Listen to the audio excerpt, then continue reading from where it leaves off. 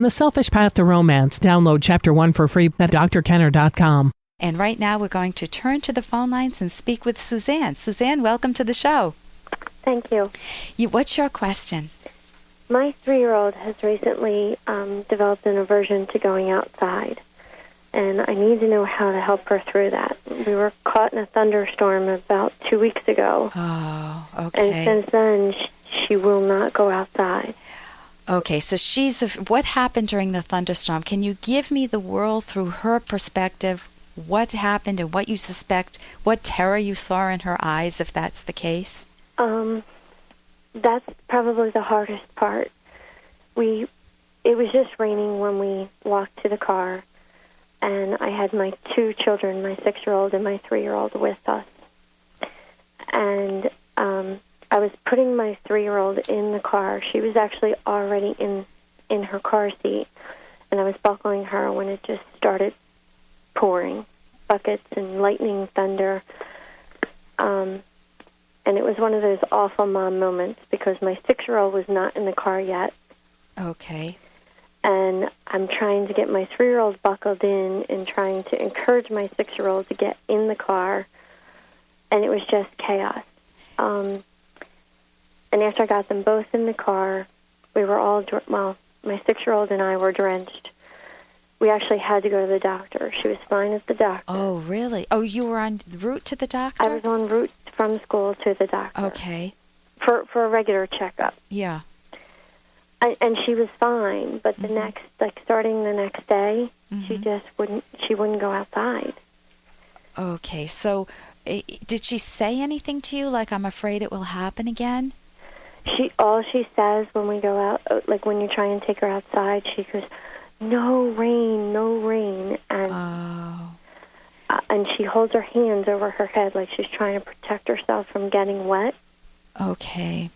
Well, at least you know specifically what happened. With a lot of parents, the kids will have a fear and they have no idea when it happened or how it happened. Maybe it happened with a babysitter. If this had happened with a babysitter, you might, and if the babysitter never shared it to you, this might be totally puzzling to you. But it makes it much clearer that you know that it's thunder and lightning. So if she can know what she needs to learn, partly just by exposure, partly gradual exposure, that when she goes out it's a sunny day. She's got to go through days that are rainy and that nothing happens. Or you can watch a movie. She's 3 years old, maybe a little young for this, although I showed my kids this movie 100 times over in their childhood, Singing in the Rain. Okay. Because it was a movie that showed rain in a very positive light. There may be some Disney movies, none of them come to mind right now, but you may be more in tune with them, that show rain. Everybody's hoping for the rain, and finally it comes and all the flowers grow and good things happen. Mm-hmm. So if you can, she needs to be able to have 2 categories in her mind. Thunderstorms, and then as she gets older, I used to always get the little science books for my kids, the playful ones at the library, the ones that were geared to 3, 4, 5, 6, 7-year-olds, picture books.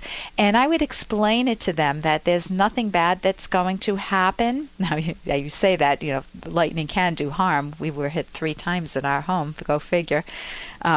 But for the most part, most people go through life, and it's just a romantic time for many people. You hunker down and you stay inside and watch the lightning storm like fireworks.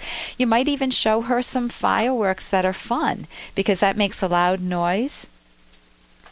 It's not the noise. Yeah. I know it's not the noise. Oh, it isn't. It's the rain? I think it's the rain. Because, as an example, it's beautiful where we are today, and I was just taking her to music class this morning, and we got to the car okay because she knew she was getting in the car. But when we went at music class, they took them outside for a few minutes, and immediately the hand went up, and she started crying and just very anxious and wouldn't, we were only out there for 5 minutes, and she wouldn't participate the rest of the class, and that's her favorite thing to do. Okay, so right after the break, we'll continue with this. For more Dr. Kenner podcast, go to drkenner.com and please listen to this ad. Here's an excerpt from The Selfish Path to Romance, the Serious Romance Guidebook by clinical psychologist Dr. Ellen Kenner and co-author Dr. Edwin Locke. In deciding whether to forgive your partner for an injustice, consider, is the problem reversible? Adultery and serious injury due to drunk driving are not reversible. Forgetting the milk is. You can get back in the car and go get it. Patterns of neglect may or may not be easily changeable. Was a proper, sincere apology given, assuming that an apology is sufficient? For example, honey, I'm so sorry I made fun of you in front of our guests. I was trying to score points for myself. I promise I'll never do it again.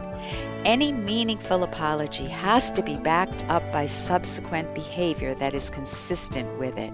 You can download Chapter 1 for free by going to drkenner.com. And you can buy The Selfish Path to Romance at amazon.com.